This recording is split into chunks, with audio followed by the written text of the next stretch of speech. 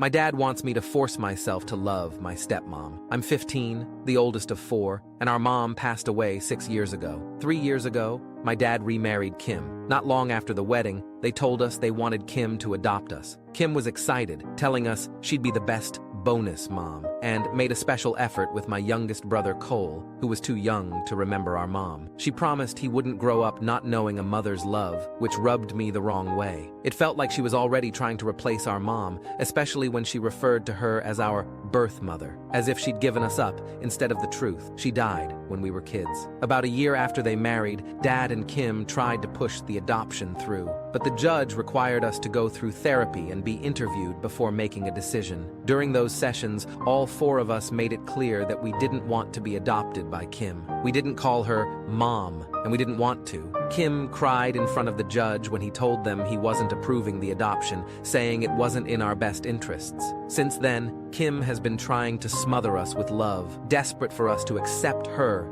as our mom. My siblings may have softened towards her a bit, but I haven't. I've never liked how she tried to step into the role of mother, as if our real mom wasn't important. Things got worse when my dad started pressuring us, especially me. He said my siblings were only saying no because they didn't want to upset me or feel like they were betraying our mom. Last month, my dad took me aside and said I needed to tell my siblings I was okay with the adoption, so they'd feel comfortable going along with it. He even asked me to pretend I was open to being adopted myself, just to ease the situation. I told him flat out no. Dad yelled, and later that night, Kim cried. Clearly, he told her about our conversation. A week later, he brought it up again, with Kim's tears as part of his argument. But I stuck to my decision. I told him I wouldn't lie or trick my siblings into something they don't want, and I don't care if Kim cries about it. I'm not going to make them feel guilty or force them to accept her as their adoptive mother. My dad accused me of not thinking about my siblings, but the truth is, I am thinking